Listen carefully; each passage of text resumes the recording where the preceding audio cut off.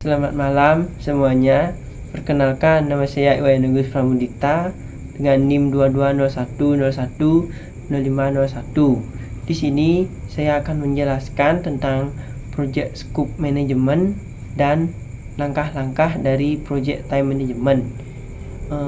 Baik, yang pertama, apa itu proyek scope management? Proyek scope management adalah salah satu area pengetahuan dalam manajemen proyek yang meliputi proses-proses yang diperlukan untuk memastikan bahwa seluruh pekerjaan yang diperlukan dan hanya pekerjaan yang diperlukan untuk menyelesaikan proyek dengan sukses yang tercakup di dalamnya. Yang pertama ada perencanaan lingkup atau scope planning, yang artinya mengembangkan scope statement proyek yang detail dan mendokumentasikannya. Yang kedua ada pendefinisian lingkup atau scope definition, yang artinya memecah lingkup proyek utama untuk menjadi sub-deliverable dalam yang lebih kecil dan dapat dikelola. Yang ketiga ada pembuatan WBS atau Work Breakdown Structure, yang artinya menguraikan deliverable proyek dan pekerjaan proyek dalam hierarki yang terstruktur. Yang keempat ada validasi lingkup atau scope validation, yang artinya memformalkan penerimaan deliverable proyek yang telah diselesaikan. Dan yang terakhir ada pengendalian lingkup atau scope control, yang artinya memantau status proyek dan mengelola perubahan pada baseline lingkup. Manajemen lingkup proyek yang baik membantu memastikan bahwa proyek mencakup semua pekerjaan yang diperlukan untuk mencapai tujuannya secara sukses dan tidak ada lebih atau kurang dari itu. Ini membantu scope control creep dan meningkatkan efisiensi sumber daya. Baik, selanjutnya di sini saya akan memberikan contoh studi kasus dari proyek scope management. Yang pertama, perusahaan utama abadi memutuskan untuk membangun gedung perkantoran baru di pusat kota untuk mengakomodasikan pertumbuhan bisnis mereka.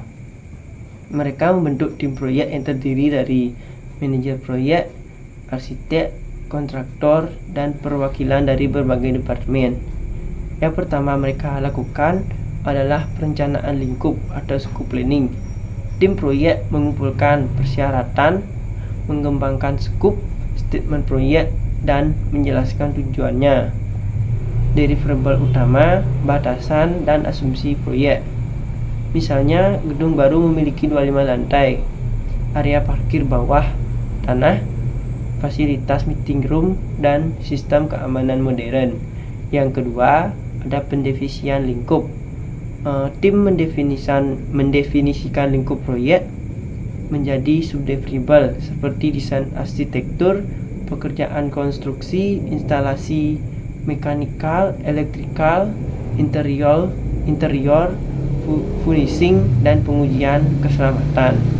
Yang ketiga ada pembuatan WBS atau Work Breakdown Structure.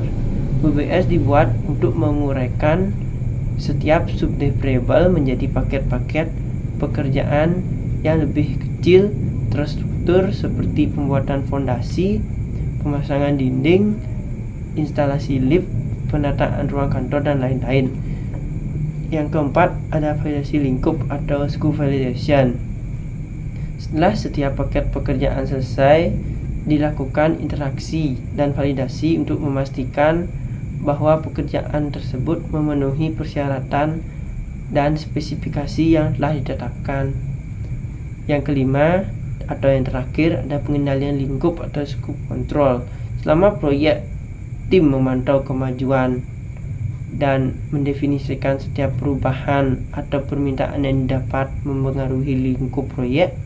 Misalnya, klien meminta penambahan lantai dan fasilitas baru. Tim mengevaluasi dampak perubahan tersebut terhadap lingkup, jadwal, dan biaya proyek, serta memutuskan apakah perubahan akan diterima atau ditolak. Dengan menerapkan proses-proses scope manajemen tersebut, perusahaan dapat memastikan bahwa proyek gedung perkantoran baru memenuhi semua persyaratan dan kebutuhan bisnis mereka, serta menghindari scope creep yang dapat menyebabkan keterlambatan dan perbengkakan biayanya. Sekian, segitu aja yang bisa saya sampaikan. Saya ucapkan terima kasih. Selamat malam.